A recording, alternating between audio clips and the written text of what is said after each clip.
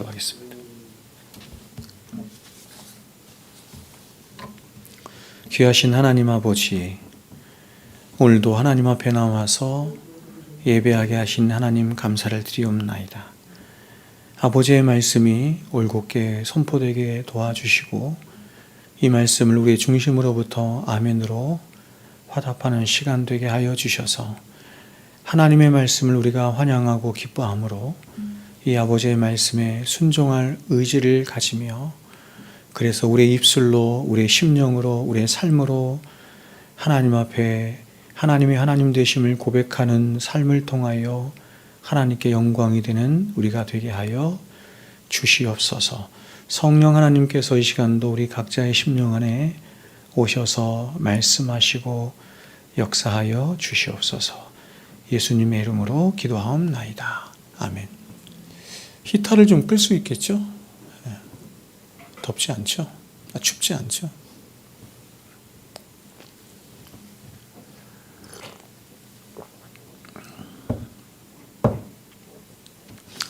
자, 고난을 통한 성도의 영광이라는 제목으로 말씀 증거하겠습니다. 자, 여러분, 우리가 예수를 믿게 되었다라고 하는 것의 가장 1차적인 의미는 뭐냐면 존재론적으로 우리의 존재가 바뀌었다, 이런 뜻입니다. 이것을 예수님께서는 물과 성령으로 거듭난다 이렇게 말씀하셨죠. 그러니까 새롭게 태어나는 것을 말하는 것입니다. 그래서 존재론적으로 새롭게 피조된 우리에게 일어나는 가장 중요한 변화가 뭐냐면 인식론이 변하는 것입니다. 새로운 인식이 들어오는 거죠. 새로운 무엇인가, 예전에는 인식하지 못했던 새로운 것이 우리의 인식 안으로 들어오는 것인데 그 첫 번째가 뭐냐면 하나님이 우리의 인식 안으로 들어오는 것입니다. 예수 믿기 전에는 하나님을 인식하지 못했는데 예수를 믿은 후에 중생한 우리의 심령 안에서 이제 예수를 이렇게 감지하게 되고 예수를 믿어지게 되고 하나님이죠. 하나님을 감지하게 되고 하나님을 더 나아가서 사랑하게 되는 일까지 있는 것이고, 두 번째는 나 자신에 대해서 인식합니다. 내가 누구인가 하는 것을 이전까지 잘 모르고 있었다고 한다면 바로 내가 하나님 앞에서 어떤 존재라고 하는 것과 또 더 나아가서 이 세상 그리고 우리의 인생을 바라보는 이런 인식론이 전혀 다르게 바뀌어지게 되는 것입니다. 그 가운데 특별히 우리가 예수를 믿고 난 후에 변화되게 되는 인식론의 가장 중요한 변화 중에 하나가 뭐냐면 고난에 대한 이해와 관점이 바뀌어지는 것입니다. 예수 믿기 전에는 고난이라고 하는 것을 우리는 그저 재수가 없어서 내게 발생한 것이다 이렇게 주로 생각을 합니다. 그래서 사람들은 고난이라고 하는 것을 이런 관점으로 이해하기 때문에 할 수만 있으면 고난은 내게서 내가 피해야 할 것이고 또 고난이 오면 어떻게 해서든지 이 고난을 피하거나 이겨내는 것이 상책이다 이렇게 생각을 합니다. 그렇게 하나님을 알지 못하는 사람들에게 이 고난이라고 하는 것은 그야말로 나쁜 것이죠. 저주고 재수 없는 것이고 피해가야 할 것이다 이렇게 생각합니다. 그런데 그리스도인이 되게 되면 이런 고난에 대한 관점과 이해가 완전히 달라지죠. 왜냐하면 그리스도인이 되는 순간 이제 고난이라고 하는 본질과 그 의미가 그에게 완전히 달라지기 때문에 그렇습니다. 즉 우리가 예수 그리스도밖에 있었을 때는 그 고난이 죄에 대한 하나님의 심판과 저주로서 나타난 결과였죠. 그러나 우리가 예수를 믿고 그리스도인이 되는 순간 이제 우리에게 있어지는 모든 고난은 이제 예수 안에서 발견되어진 것입니다. 모든 이 심판과 형벌로서의 고난이 아니라 바로 예수 그리스도의 복음 안에서 그 모든 것이 새롭게 해석되어지고 이해되어지게 되는 것입니다. 우리는 예수를 믿은 이후에 우리에게 있어지는 이제 모든 고난과 이 모든 것을 더 이상 심판이다 혹은 죄로 인한 어떤 것이다 이렇게 생각하지 않아요. 왜냐하면 예수님께서 이미 십자가에서 우리가 받아야 할 고난을 대신 받으셨기 때문입니다. 이 고난이라고 하는 것은 정확하게 말하면 그것이죠. 우리가 받아야 할 죄로 인해서 받아야 할 형벌과 심판을 예수님께서 대신 받으셨다 이런 의미입니다. 그러니까 그런 의미로서의 고난을 우리는 당하지 않는다 이런 말입니다. 그러면 그리스도인은 고난이 찾아오면 이 고난에 대해서 어떻게 생각할까요? 가장 먼저 그리스도인은 이렇게 생각합니다. 고난은 가장 적극적인 우리의 현실이다. 우리의 인생 가운데 불어오는 현실이다. 이렇게 생각합니다. 즉 그리스도인은 고난을 애써 회피하거나 마치 그 고난이 없는 것처럼 자신을 속이려 하지 않고 가장 현실적으로 고난과 맞닥뜨리는 것입니다. 그러나 그리스도인이 고난을 이 정도로만 보고 해석하고 이해한다면 그것은 세상의 철학자들이나 심리학자들이 고난을 이해하는 수준에 머무를 뿐입니다. 그리스도인은 여기서 더 나아갑니다. 즉 그리스도인은 이 고난이 단지 나의 인생 속에 우연히 불어오는 인생의 실존이자 현실의 문제라고만 보지 않고 오히려 그리스도인은 이 고난을 예수 그리스도의 복음 안에서 자신에게 허락되어진 하나님이 허락하신 축복의 도구다, 은혜의 도구다라고까지 믿게 되는 것입니다. 즉 그리스도인은 자신에게 고난을 허락하신 분이 누구냐라고 하는 것이 먼저 중요하죠. 이 고난이 불어오는데 이 고난을 허락하신 분이 누구냐면 바로 하나님이시라는 것입니다. 자신을 위하여 자신의 독생자까지도 아낌없이 내어주신 자신의 아버지 되신 하나님이시라고 하는 것을 인식할 뿐만 아니라 그래서 하나님은 그 고난을 통해서 과연 나에게 어떤 목적을 갖고 있느냐, 바로 그리스도 예수 안에 있는 자신 안에서 우리에게 복을 이루시고 선을 이루어 가실 것이라고 하는 그 믿음과 확신을 갖게 되는 것이죠. 특별히 그리스도인은 하나님이 이 고난을 통해서 자신에게 가장 귀한 선물을 주실 것인데 그 선물이 무엇이냐면 바로 오늘 말씀처럼 예수 그리스도께서 다시 오실 때에 칭찬과 영광과 존귀를 얻도록 하는 그 금보다도 더 귀한 믿음을 주실 것이다 라고 하는 확신을 갖는 것이죠. 그래서 오늘 사도는 이렇게 말합니다. 6절부터 보면 그러므로 너희가 이제 여러 가지 시험으로 말미암아 잠깐 근심하게 되지 않을 수 없으나 오히려 크게 기뻐하는도다.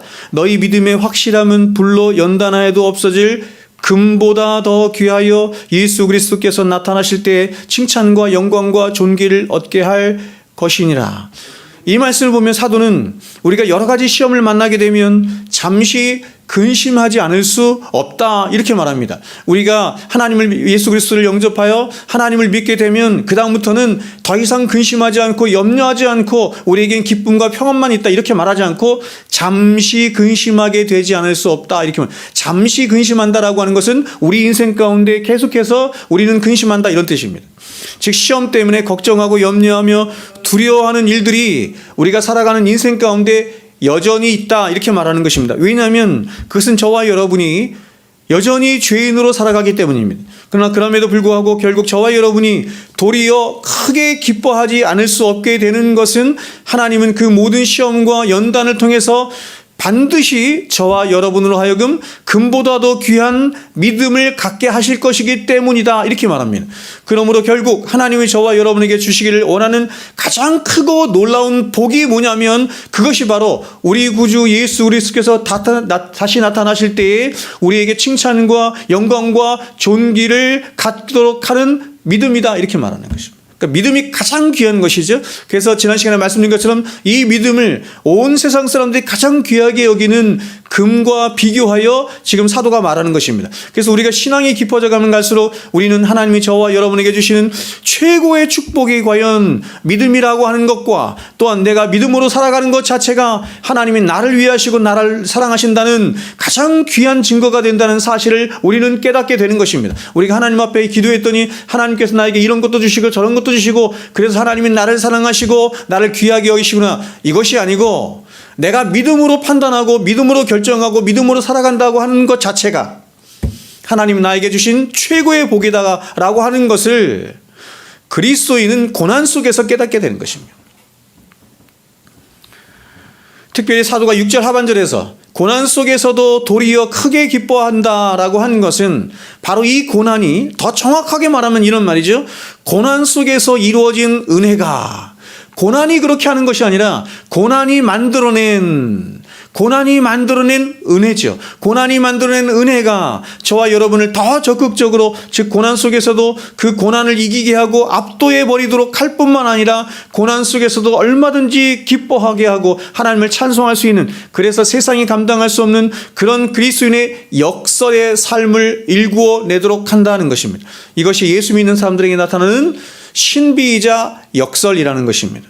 그렇다면 무엇이 이렇게 그리스도인의 삶에 오히려 고난 속에서도 결코 낙심하거나 절망하지 않고 오히려 가장 크게 기뻐하게 하고 더 나아가서 주님을 찬송할 수 있는 능력을 갖도록 하는 것입니까? 고난 자체가 그렇게 하는 것이 아닙니다. 고난 자체가 그렇지 않습니다.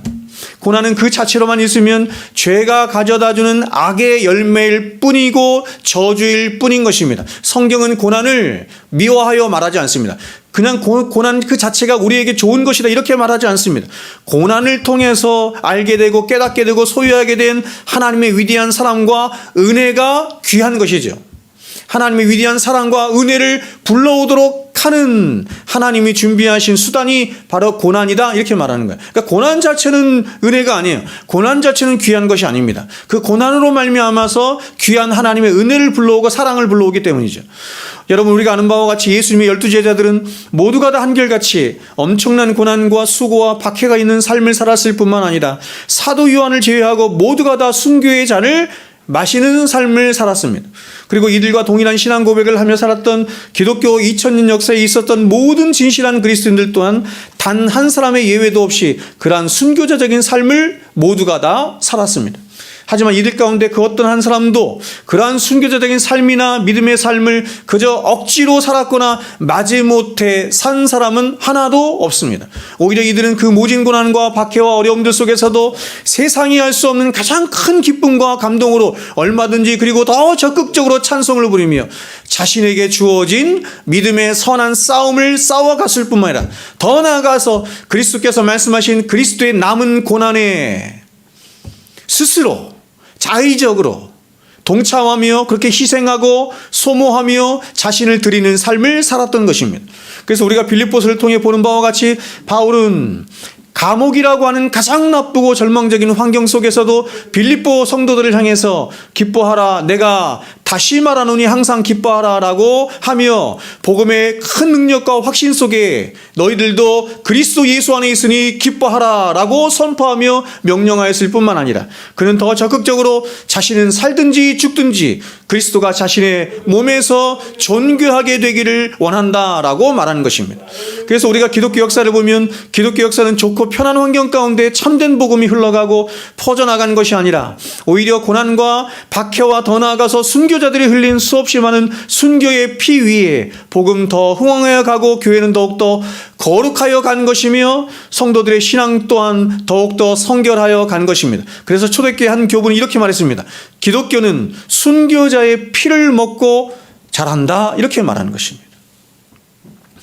그러면 여러분, 과연 어떻게 해서 이런 일이 가능하게 된 것일까?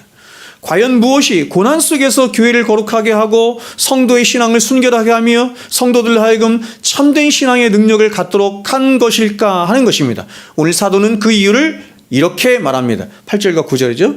예수를 너희가 보지 못하였으나 사랑하는도다. 이제도 보지 못하나 믿고 말할 수 없는 영광스러운 즐거움으로 기뻐하니 믿음의 결국 곧 영혼의 구원을 받음이라. 자, 여러분, 그 이유가 무엇 때문이라는 것입니까? 사도는 그 이유가 바로 저와 여러분이 예수 그리스도를 사랑하게 되었기 때문이라는 것입니다. 예수 그리스도를 사랑하게 되었기 때문이라는 것입니다. 그럼 우리는 어떻게 해서 예수 그리스도를 사랑하게 되느냐? 먼저 하나님이 우리를 사랑하셨기 때문이죠. 요한 1서에서 그렇게 말하죠. 하나님이 먼저 우리를 사랑하셨기 때문에 그 사랑으로 말미암은 그 아가페의 사랑이 우리 안에 부음바 되자 우리에게 새로운 사랑의 모상, 카리타스의 사랑이 생김으로 그 사랑으로 말미암아 이제 우리 또한 하나님을 사랑하게 되고 예수 그리스도를 사랑하게 되는데 그 사랑이 성도의 능력이 되게 되었다 이렇게 말하는 것이죠.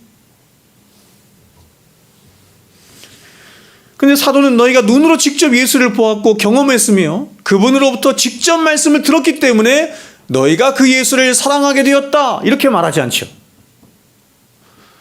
굉장히 놀라운 말을 하는데 오히려 너희가 그분을 직접 보지도 경험하지도 못했음에도 불구하고 너희가 그 예수를 사랑하게 되었다라고 말하고 있는 것입니다. 여러분, 이것은 굉장히 놀라운 일이고 신비 중의 신비라고 할 수 있습니다. 사람이란 존재는 자신이 직접 보고 경험하지 않으면 절대로 믿지도 신뢰하지도 않는 존재인데 어떻게 보지도 않았고 경험하지도 않은 그것도 2000년 전에 계셨던 그리스도, 예수 그리스도를 어떻게 우리가 사랑할 수 있다는 말입니까?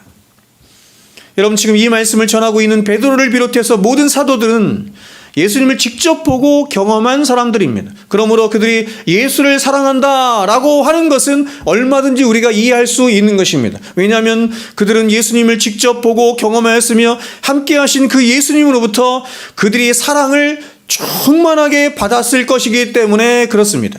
그렇기 때문에 그들이 예수님을 사랑하는 것은 너무나 당연지사라고 할 수 있습니다.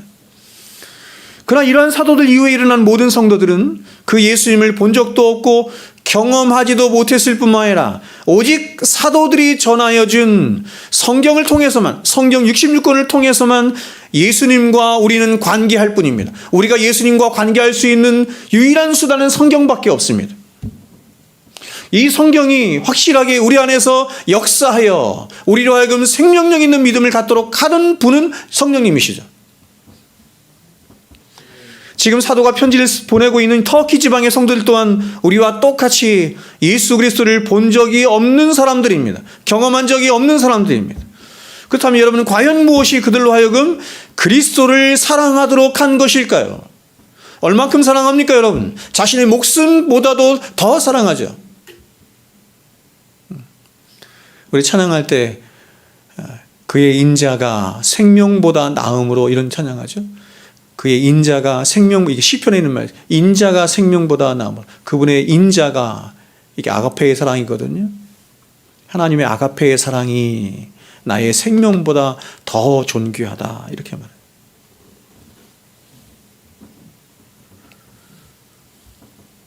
놀라운 일 아닙니까? 보지도 않았는데. 그러면 여러분, 과연 무엇이 그들로 하여금 그리스도를 그렇게 사랑하도록 하는 것입니까? 이에 대해서 주님은 이 땅에 계실 때 제자들에게 이렇게 말씀하셨습니다. 요한복음 20장 29절에 예수께서 이르시되 너는 나를 본고로 믿느냐? 보지 못하고 믿는 자들은 복되도다 하시니라. 예수께서 제자들 앞에서 이 책에 기록되지 아니한 다른 많은 표적들도 많이 행하셨으나 오직 이것을 기록함은 너희로 예수께서 하나님의 아들 그리스도이심을 믿게 하려 하며 또 너희로 믿고 그 이름을 힘입어 생명을 얻게 하려 함이니라. 지금 이 장면은 예수님이 부활하신 후에 제자들 앞에 두 번째로 나타나신 장면입니다. 그러니까 예수님은 이 장면이 있기 전에 이미 제자들에게 한 번 찾아오셨습니다. 근데 예수님이 첫 번째로 제자들을 찾아오셨을 때 공교롭게 그 제자들 중에 한 명의 제자가 빠져 있었는데 그 사람이 누구였냐면 도마였습니다. 그래서 예수님이 돌아가신 후에 제자들이 도마에게 이렇게 말했습니다. 예수님이 부활하셨다. 예수님이 부활하셔서 우리에게 나타나셨다. 이렇게 말하자 도마는 그 제자들의 말을 믿지 않은 것입니다. 그리고 말하기를 내가 직접 보아야 믿겠노라. 이렇게 말하는 것입니다. 근데 이번에는 도마가 포함된 가운데 예수님이 제자들 앞에 나타나셨습니다. 그리고 의심 많은 도마에게 예수님이 이렇게 말씀하셨죠. 손가락을 내 옆구리에 넣어보라. 나를 만져보라. 이렇게 말씀하신 것입니다. 그래서 도마가 그런 예수님을 만져보고 뭐라고 고백하죠? 나의 주, 나의 하나님이여 하며 그렇게 신앙을 고백하는 것입니다. 바로 이 신앙 고백 끝에 하신 말씀이 앞에서 우리가 읽은 그 성경 말씀입니다. 즉 주님이 말씀하시기를 이제 앞으로는 너희들처럼 나를 직접 보고 믿은 사람들이 나오지 않을 것이다. 이렇게 말한 것입니다. 왜 그러냐면 그것은 주님이 성부 하나님 우편으로 다시 돌아가실 것이기 때문에 그렇습니다. 그러면 성부 하나님은 어떻게 하신다고 말씀합니까? 그것은 이제 주님이 하나님께로 가게 되면 당신 같은 또 다른 보혜사 이렇게 말하죠. 그러니까 보혜사를 누구를 말하는 거야? 자신이 보혜사다. 보혜사라는 말은 위로자라는 뜻인데 너희들을 참된 위로로 위로하기 왔다. 그분이 누구예요? 예수님인데 또 다른 보혜사를 너희에게 보낼 것이다. 성령을 보내주실 것인데 그 성령께서 너희 안에 거하시며 그 성령의 역사로 말미암아 주님을 보고 주님을 믿으며 주님을 사랑할 수 있게 성령을 보내서 그 일을 하게 하실 것이다. 이렇게 말하시는 것이죠. 그리고 그렇게 믿는 자들을 예수님께서 미리 말씀하시기를 그렇게 믿는 자들이 복된 자들이다. 이렇게 말하는 것입니다. 왜냐하면 그것은 구원받은 자들만 그렇게 할 수 있는 것이거든요. 그래서 바울은 고린도후서 5장에서 이렇게 말합니다. 우리가 믿음으로 행하고 보는 것으로 하지 않는다. 그리스도인의 가장 중요한 특징은 뭐냐면 믿음으로 행하는 것입니다. 믿음으로 보는 것입니다.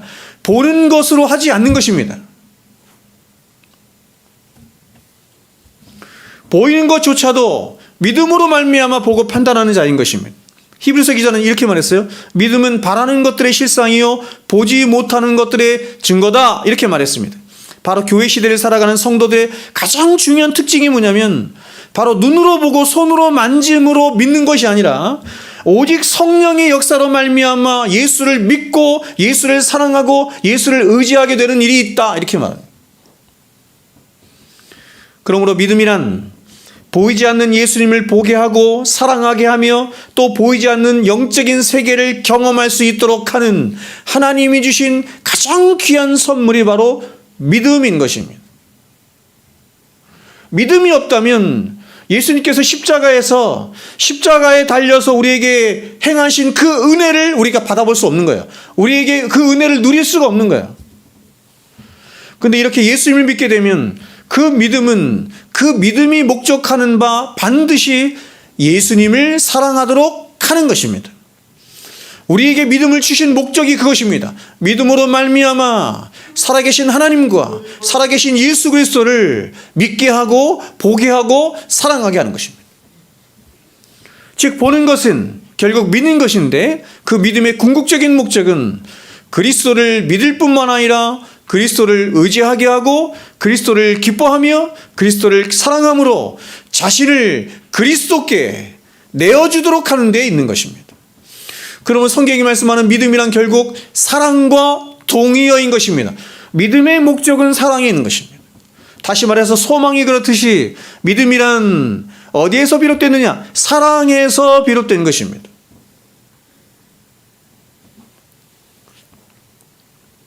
여러분 한번 보십시오.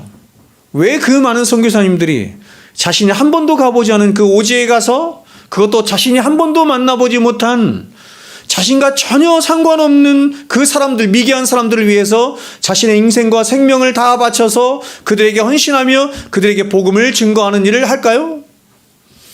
마찬가지로 왜 기독교 2000년 역사 동안에 그 수많은 믿음의 사람들이 순교의 피를 흘리며 순교의 잔을 마셨습니까? 그들의 그 위대한 믿음은 과연 어디로부터 온 것입니까?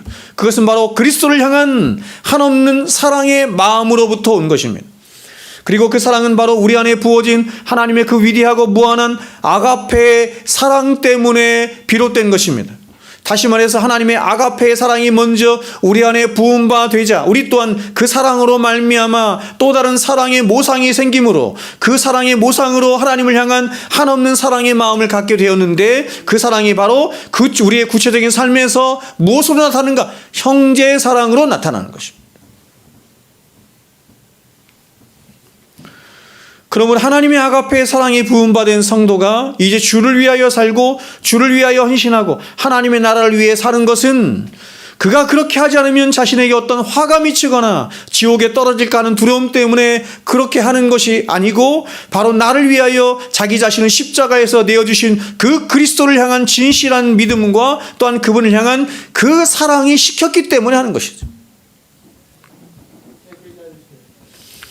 그러므로 이렇게 예수를 사랑하게 된 성도들은 이제 고난이 찾아올 때도 그 고난을 주님 사랑하는 그 사랑으로 얼마든지 넉넉히 이겨낼 뿐만 아니라 자신은 그러한 예수 그리스도의 남은 고난에 함께 참여하는 자라는 사실을 알아서 오히려 더 크게 기뻐하고 더 감사하며 그 고난을 자신이 참여하는 그 고난을 예수 때문에 당하는 고난을 예수님께서 남겨주시는 고난을 영광스럽게 생각하는 것입니다.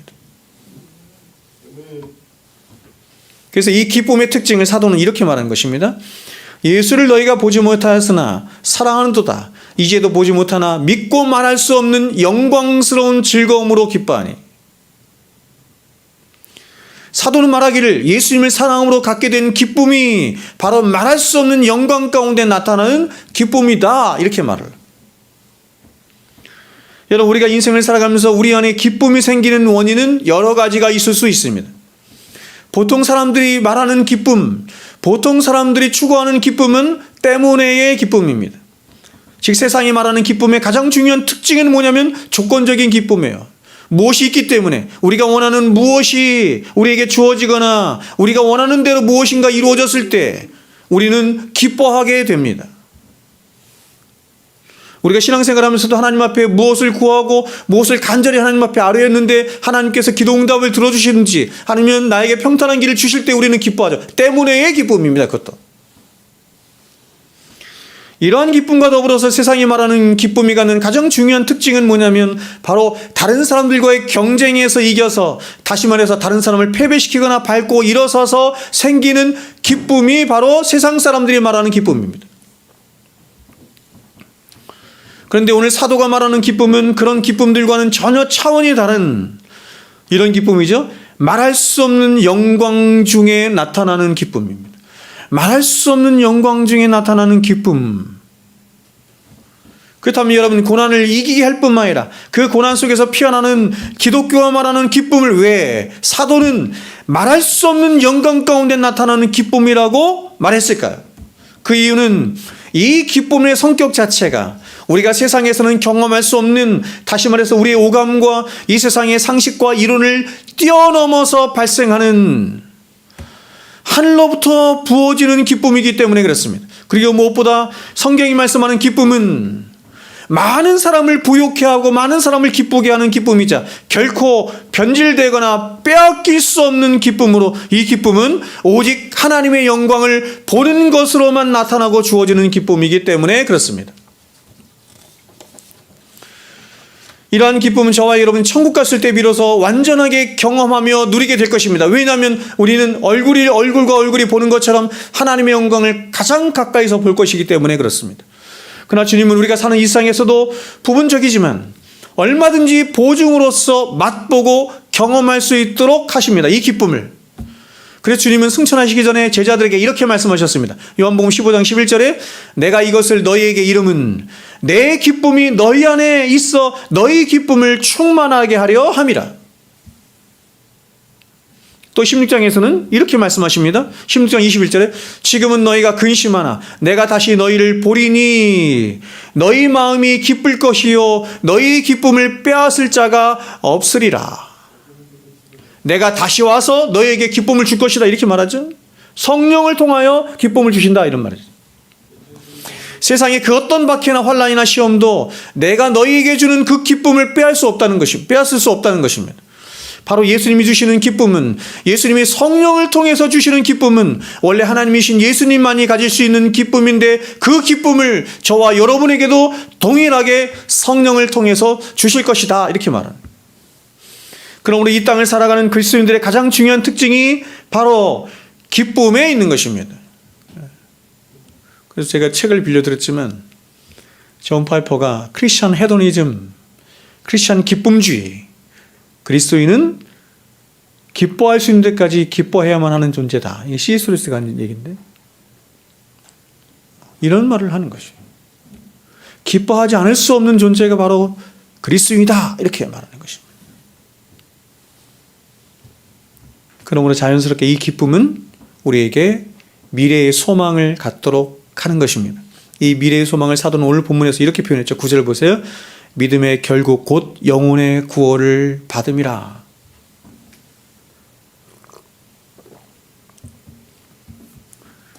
여러분, 여러분에게 기쁨이 있다면, 하나님이 여러분에게 주시는 기쁨이 있다면 그 기쁨의 원천이자 이유는 뭐예요? 여러분은 왜 기뻐합니까? 아까도 말씀드린 것처럼 우리가 하나님 앞에 이렇게 구했더니 하나님이 뭘 들어주시거나, 그렇죠? 하나님 뭔가 좋은 걸 주시거나 이런 것 때문에 우리가 기쁨을 갖는 것은 굉장히 연약한 것이죠. 성경이 말씀하는 우리가 가져야 할 최고의 기쁨의 원천이자 이유는 뭐냐면 미래의 소망 때문이다 이렇게 말합니다. 미래의 소망 때문이라는 것이에요.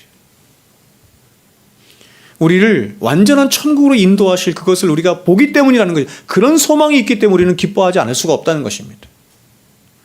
그래서 오늘 말씀에서 말하는 것처럼 잠깐 우리가 고난을 받지만 그것을 얼마든지 이길 수 있는 것은 뭐냐면 미래에 우리가 받을 그 영광스러운 구원 때문에, 그 소망 때문에 이걸 이길 수 있는 거예요.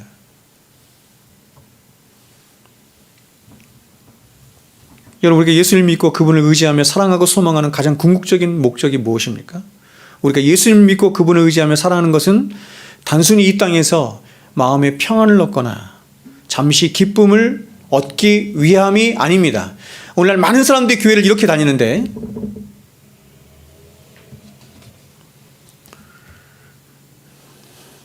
우리가 예수를 믿고 그분을 의지하며 사랑하는 것은 우리에게 궁극적으로 이루어질 그 어떤 것 때문이에요. 구원 때문이죠.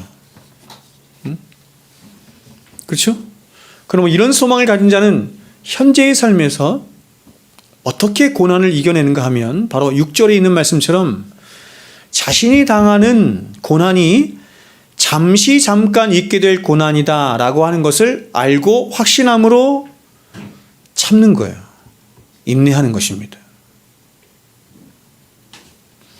즉 자신이 미래에 있어질 영광에 비하면 지금 자신이 현재 당하는 고난이라고 하는 것은 상대적으로 비교하면 아주 잠깐이라는 것입니다. 우리가 앞으로 살아갈 세계가 영원한 세계인 것, 그렇죠? 우리가 이 세상을 살아가는 세계는 80년, 90년 살아가죠? 그러니까 이런 세상을 저 영원한 세상에 비하면 잠깐이다 이렇게 말하죠. 안개와도 같다 이렇게 말하죠. 마찬가지로 우리가 저 세상에서 살아갈 그 영광과 기쁨과 희락에 비하면 이 세상에서 우리가 잠시 당하는 그 고난은 그야말로 잠시라는 것입니다. 그래서 바울은 로마서 8장 18절에 이렇게 말했습니다. 생각컨대 현재의 고난은 장차 우리에게 나타날 영광과 비교할 수 없도다. 현재의 고난은 장차 우리에게 나타날 영광과 좋게 비교할 수 없도다. 옛날 개혁개정성경 그렇게 나오죠. 개혁성이 그렇게 나오죠.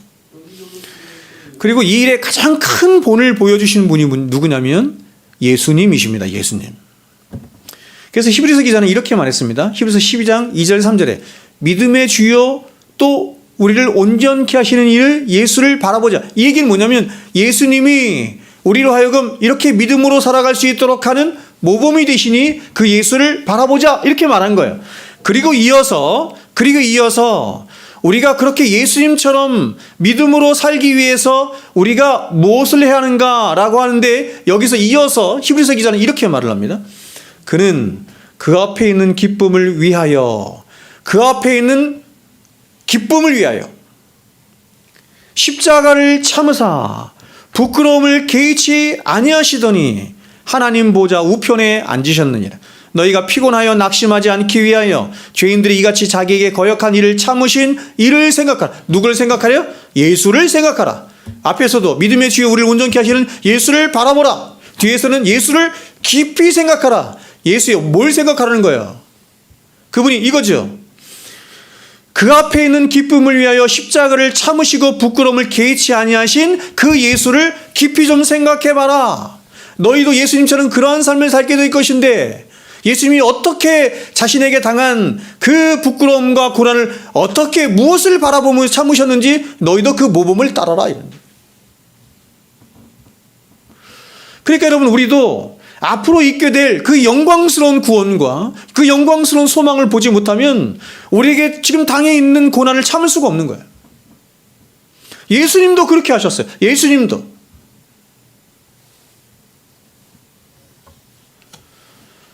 우리가 사는 이 세상은 죄로 인한 고난과 고통으로 가득한 세상입니다. 그래서 주님은 이런 세상을 살아가는 인생들을 향해서 한마디로 이렇게 말씀하셨습니다. 수고하고 무거운 짐진 자들아. 수고하고 무거운 짐진 인생에서 벗어나 있는 인생은 한 사람도 없어요. 부자로 살든 가난하게 살든 많이 배운 자로 살든 적게 배운 자로 살든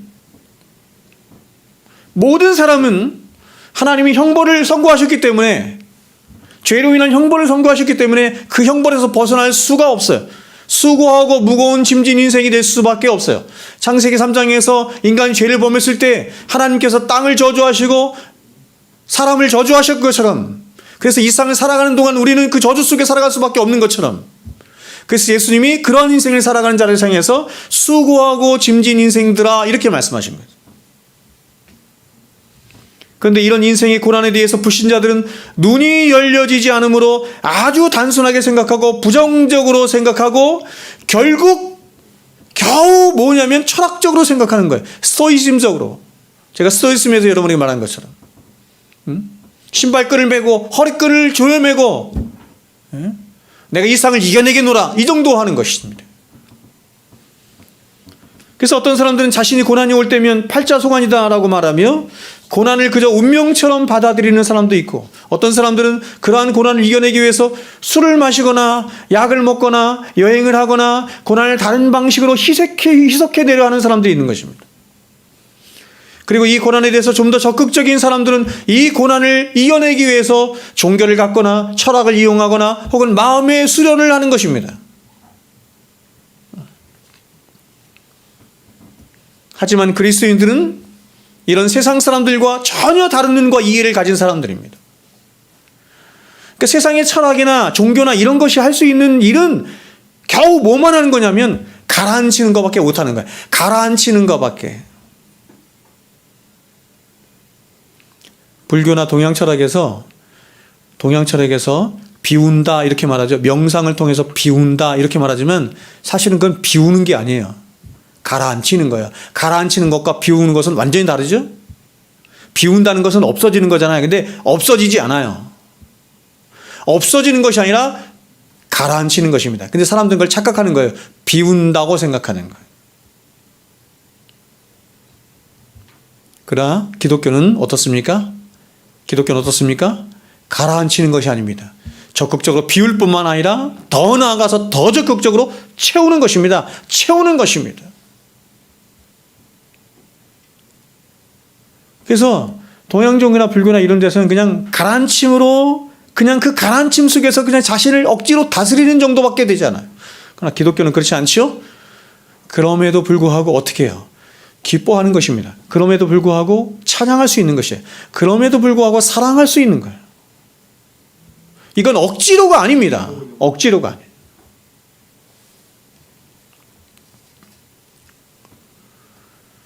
그리스도인은 하나님을 모시고 살아가는 사람들입니다.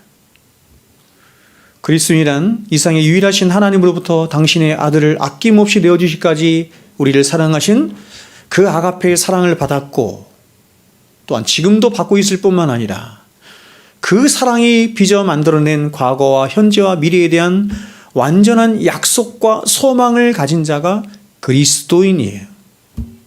그러므로 그리스도인은 바로 이 하나님의 사랑에 기초한 완전한 소망으로 지금 잠시 받는 고난을 전혀 다른 눈으로 보고 이해하고 해석해낼 뿐만 아니라 오히려 그 고난을 통해서 자신이 가장 복되고 영광스러운 하나님의 자녀로 빚어갈 것을 믿는 것입니다.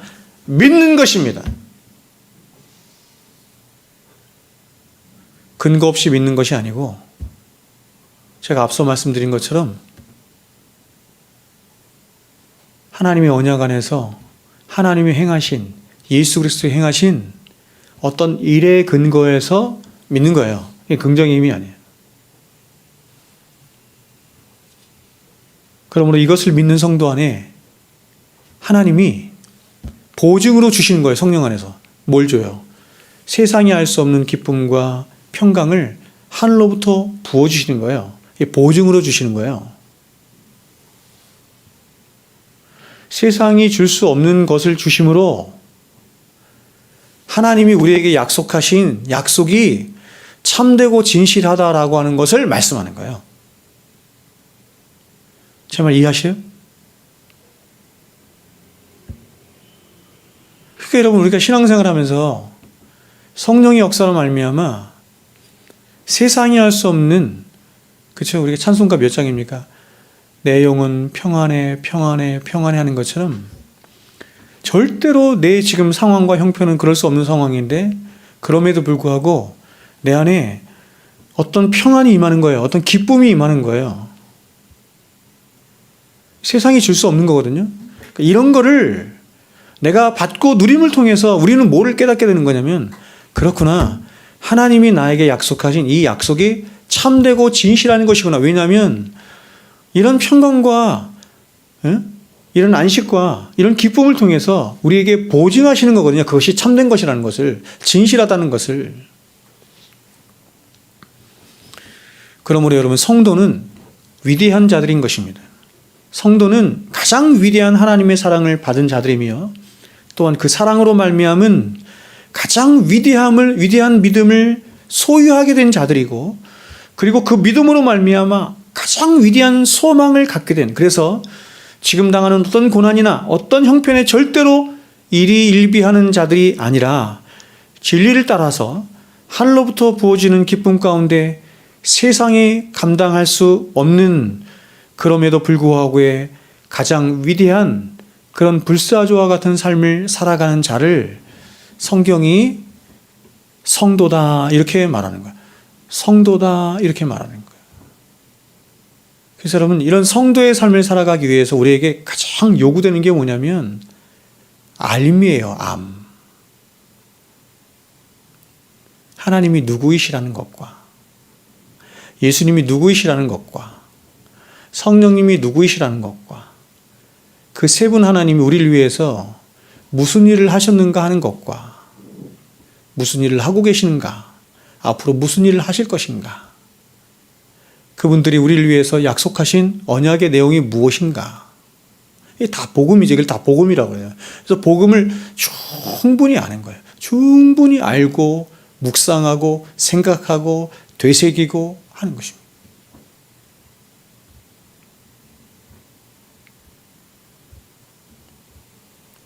그래서 오늘 어떤 면에서 보면 우리가 너무 자주 넘어지고 이길 수 없는 중요한 이유 중에 하나가 뭐냐면 묵상을 하지 않기 때문에.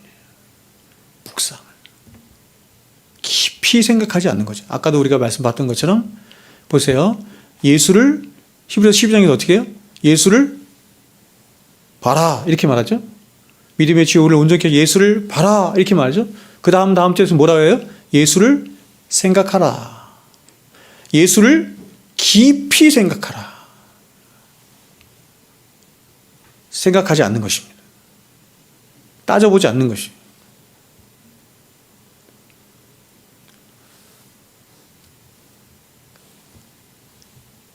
아침에 일어나 예수를 보시고, 밥 먹을 때도 예수 보시고, 시간을 내어 예수 또 보시고, 일하면서 예수 보시고, 사람 만나면서도 예수 보시고, 잠자기 전에도 예수 보시고, 무엇보다 이렇게 예배 시간을 통해서 예수를 충만하게 보심으로 그 예수 안에서 참된 자유함을 갖는 저와 여러분 되시기를 주의 이름으로 축원드립니다. 기도하겠습니다.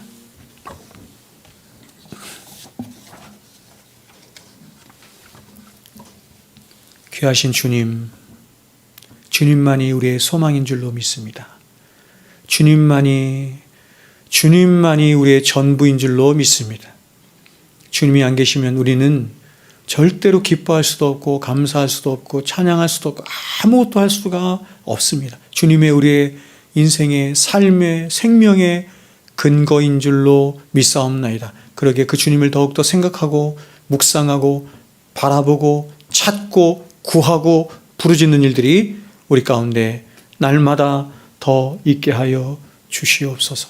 이제는 우리 구주 예수 그리스도의 은혜와 하나님 아버지의 사랑하심과 성령님의 교통 충만하심의 역사가 이제로부터 영원토록 우리와 항상 함께 있을지어다. 아멘.